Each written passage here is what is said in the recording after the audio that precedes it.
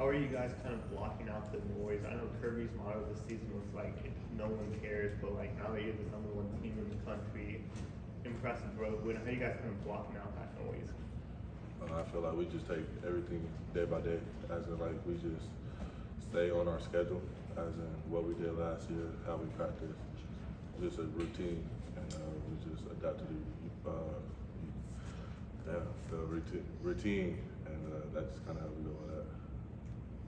Darnell, we saw Oscar got his first touchdown on Saturday. Just what have you seen from him through his first year? A lot of improvement to the physicality-wise. You know, coming in as a freshman, it's not easy. Same thing with me. Like when I came in, I mean, it was a news flash from high school to college, and I mean, it's a big jump. So, you know, improvement and just being physical. Zion Loeb was talking about the scout team yesterday. I guess one, did you spend any time on the scout team during your first year? Two, how did that kind of help you as you, like you said, it was a newsflash from high school to college?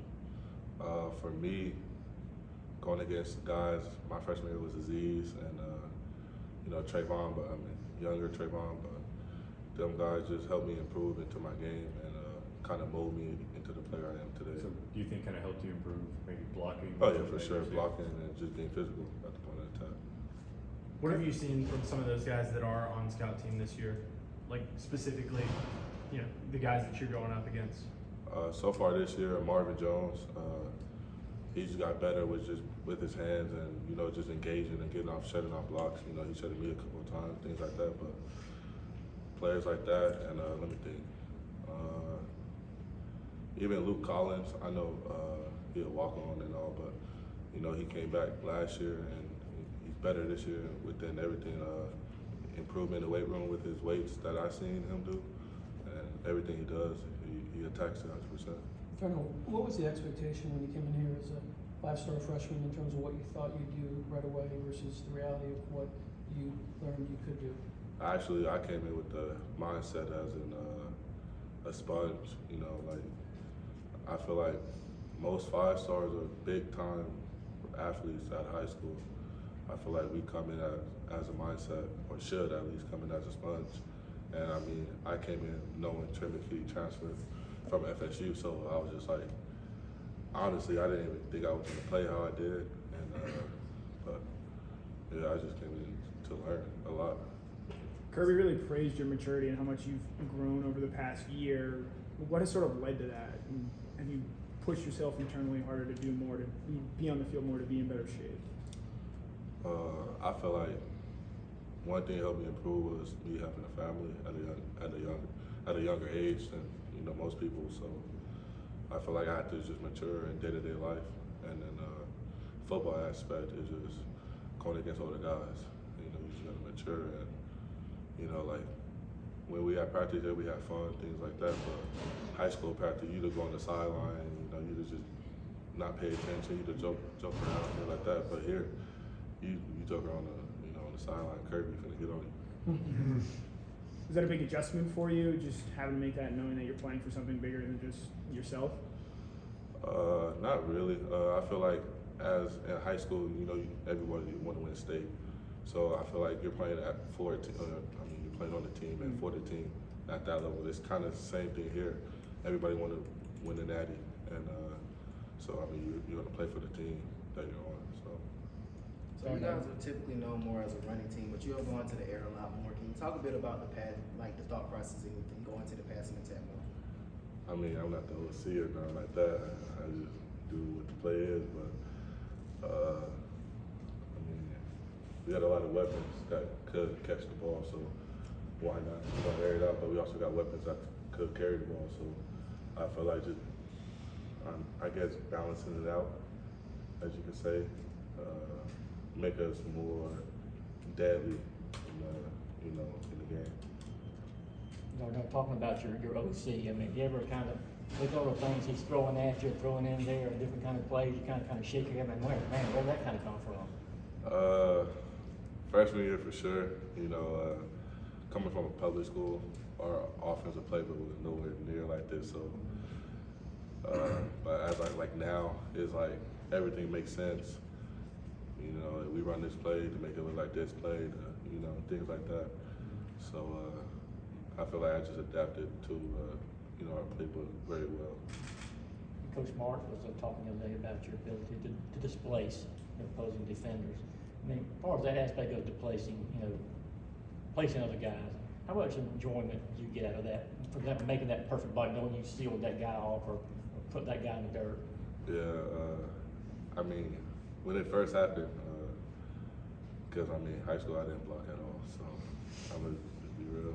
So when I forgot what game it happened in, but when it first, it just brought enjoyment, and I was just happy, seeing Zamir or Cook, score, and I I know, he scored because of my block or things like that. So I just let's do it more often, And so I just kind of had that mindset and dominate the run game or blocking anything. Have you ever seen a look in another guy's eyes across from you, like, oh man, I've got to go against this guy here? I feel like that's every week. That's my freshman year. My freshman year I played all SEC schedule, so Yeah. that SEC schedule is kind of tough. So just going every week and seeing different people and Do you see yourself as an intimidator as far as being a blocker goes? I mean, is that kind of mindset you try to take?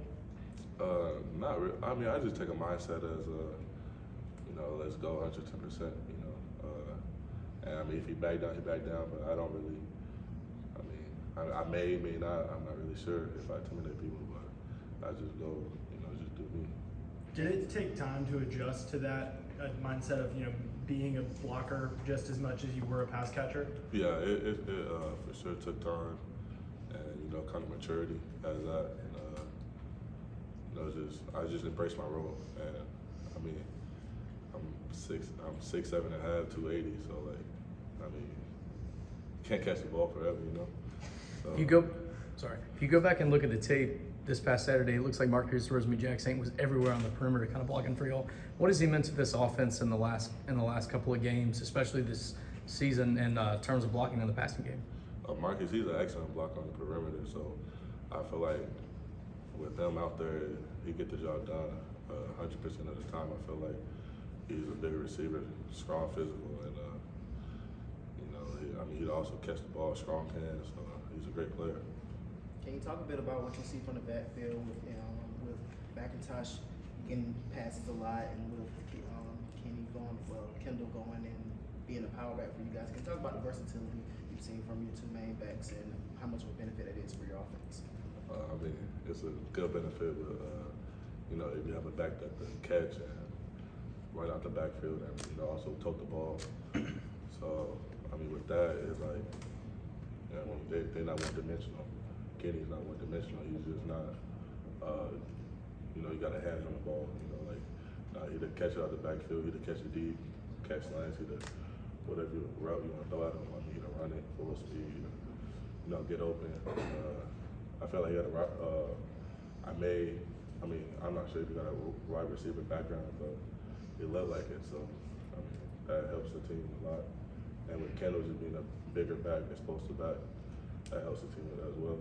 Punching it in, 4th and 1 or 3rd and short or goal line, things like that. So that helps the team a lot. Can you talk a bit about the importance of selflessness from you guys? We talked a lot about the blocking when the play isn't drawn up for you, but you're going out there and putting your body on the line to help your players get extra yards. Can you talk about the importance of that selflessness for how explosive you guys' offense has been? Yeah, that's probably one of the key things you gotta, kind of have a mindset, and it's important with being unselfish. If you're not, damn, tripping. If everybody had a mindset as in I want to be the face of the offense or the face of the team, then the chances of that team being good is very little. So I feel like if you spread the ball around, make let everybody eat, here and there, then it's harder to stop that. The offense. Look at LSU a couple years back. You got receivers, you got tight ends, you got running back, everybody to play. So it's kind of just hard to stop a team with multiple weapons. Got time for 2 more questions, guys. If I'm not mistaken, you took your official visit the Notre Dame game. That was 3 years ago today. What do you remember about the atmosphere that night, and how big of a role did that impact your recruitment? It was crazy that night. I feel like that was the first day or night with the red lights. I may be wrong, but I mean, it was just a crazy atmosphere. And it was a good game. So I mean, I feel like watching that game, I was just like, dang, I just see myself on that field in that uniform, doing what these dudes doing, playing for this team under this head coach. So I was just like, why not the G? So that's why I can. Darnell, I remember seeing a picture from the Oregon game of you celebrating with Larry McConkey and actually jumping on his back. I mean, you remember that? Did he get on to you for doing that to him? What was the question? I said, did he get on to you for trying to kill him like that?